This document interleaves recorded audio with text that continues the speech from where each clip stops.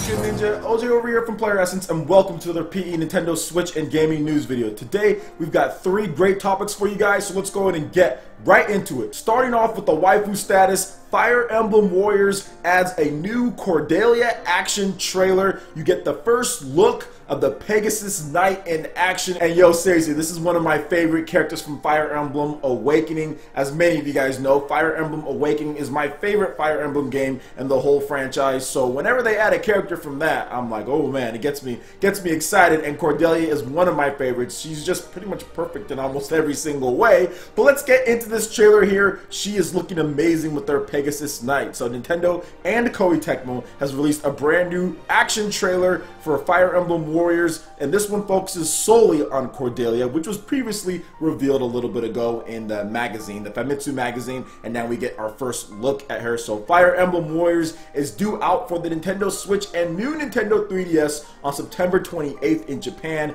with a fall release date in North America and the rest of the world. And you guys are seeing this trailer here. Cordelia, she can actually access certain areas that wouldn't be available to Marth or Corrin or Ryoma or other characters there. So because she is a Pegasus Knight, you can get up to other places. She has a very strong javelin, as you can see there. She can bash her enemies. She can use her army of other Pegasus Knights to fly in. She's just awesome. Cordelia is so cool. She's strong. She's a very resilient personality at times. But she has her issues here and there. Don't want to spoil too much for people who haven't played Fire Emblem Awakening, although the game's pretty old at this point. If you haven't played it, go out there and play Fire Emblem Awakening. But seriously, I love this trailer. I love the look of the game. The graphics are looking sharp, and I can't wait to see the final product. A lot of people have talked about the game being a little bit rough at E3, which it was. Definitely think it was a little bit rough. I feel they're definitely going to spruce it up. They're going to make it run better by the time the final product comes out. A little bit of a letdown that it's not at 60 frames per second for this type of action RPG.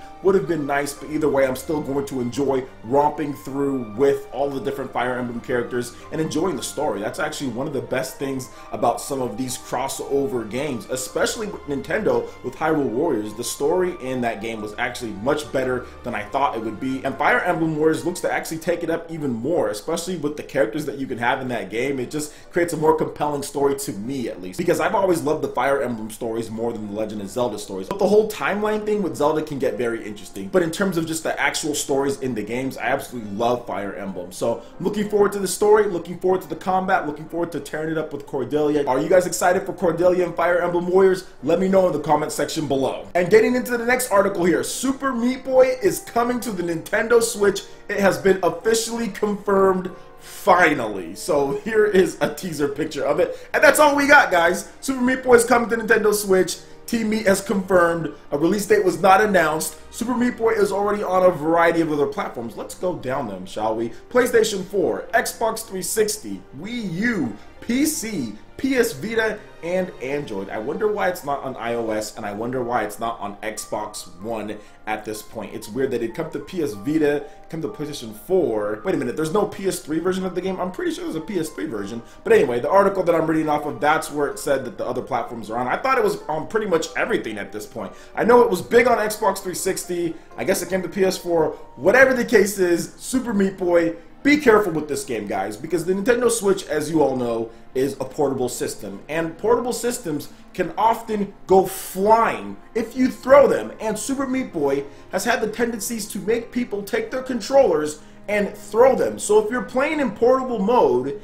and you're playing Super Meat Boy, you want to be careful, okay? You want to be really careful, because damages can ensue to your Nintendo Switch while trying to play this game and get through all of it. And Nintendo nor Team Meat will be liable for any damages to your Nintendo Switch when you throw it in frustration of dying over and over in this game. Now, I remember playing quite a bit of it back on the Xbox 360. I don't think I ever beat the game. I just tried it out. I know someone gifted it to me or something like that. I know I downloaded it at some point, and I just played it for a while. I was like, okay, cool, and then I just stopped playing it out of nowhere. Not sure what came up. I think Resident Evil came up, or I'm not sure. Some game came out, and I wanted to play that game instead, and I just stopped playing it. So this would be a perfect time for me to stream this for you guys, so you guys can see how bad I get wrecked in Super Meat Boy. So if you want to see me stream Super Meat Boy, make sure you let me know in the comment section below, and let me know some of your fondest memories of getting wrecked or destroying levels in Super Meat Boy on any of the other systems that it's already on, because it's on a ton of other systems. The fact that it came to Wii U and I never picked it up when it came to Wii U,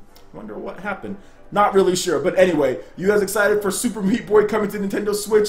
Let me know in the comment section below. Alright, and getting into the last article here, we have a major update for ARMS. Version 2.1 update is now live, and yo, this is a big one. Let's go ahead and get into all the content here. So Nintendo has released version 2.1 update to ARMS, adding in a new training exercises and various adjustments. Now there is just a ton of stuff to go over, so I'll try to do my best in going over it as quickly as I can, and of course I'll give you guys a link in the description below and you can check out everything. So they've moved training to the top of the menu, they've added 5 exercises to the training and added difficulty level indications, adjusted the way the rush gauge fills, decreasing the amount gained for punches that do not connect with the opponent.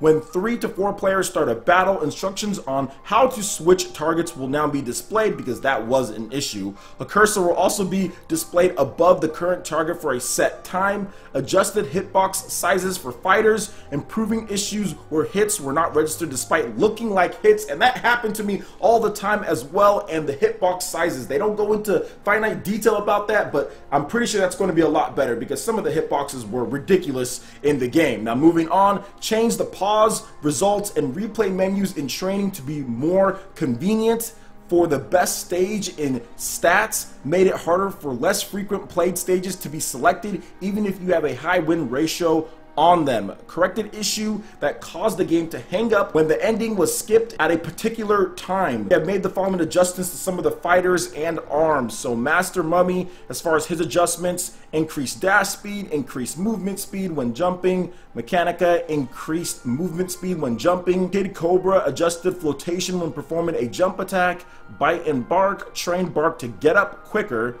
I don't know if I like that. With the Boomerang, they've increased the speed when throwing in a wide curve, increased extension speed, increased homing. The Coolerang, increased extension speed, increased homing, and so on and so forth. Guys, there's a ton of stuff that they tweaked. I'll go over quickly the weapons that they tweaked, not exactly what was done to them. So buffs to these weapons were also the Revolver, Retorture, Parasol, Megawatt, Salamander, Tribolt, Triblast, Homie, Guardian, Blorb, Seiki, Ram, Cracker, Popper, Hydra, Blub, Buff. All of those got buffed or debuffed somewhat. So yeah, a lot of great stuff here. I definitely want to check out ARMS and try out this update, but there is just too many games to play, guys. And this is what I was talking about when people were sometimes complaining about the Switch and sometimes games aren't coming out fast enough. But here's the thing, they're starting to come out each month, and it's not just one game. It's like multiple games plus indie games, and I'm trying to play all these different games and I just can't. Like, I'm still playing Splatoon 2.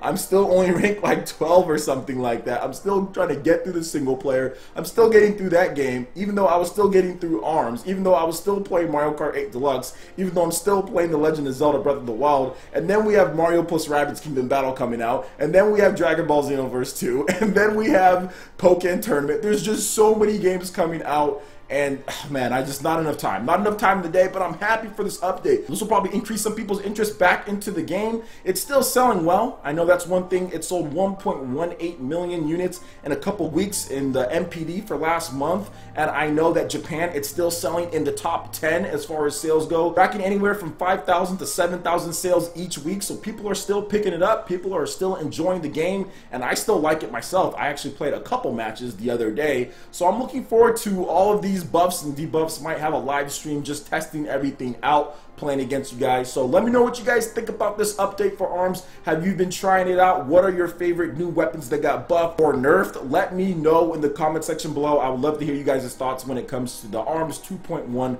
update. Alright guys, that wraps it up for this video here. Go ahead and check out the links in the description below. We've got Facebook, we've got Twitter. Go ahead and give us a like and a follow on our social media. Really helps us spread the content of PlayerEssence across the interwebs in addition to YouTube. Also make sure you check out our Patreon page, pledge any tier, and be entered to win some awesome prizes each month. In addition to that, we have Discord voice chat and $10 prize eShop tournaments for Mario Kart 8 Deluxe, Splatoon 2, and more. So support PE Live and PE Arena right here on PlayerEssence. Also, make sure you hit that like button if you did like this video. Lets me know you guys want more content like this going forward in the future, and subscribe to PlayerEssence for the latest news, reviews, discussions, and more. Thank you so much for watching, and we'll catch you ninja for the next video.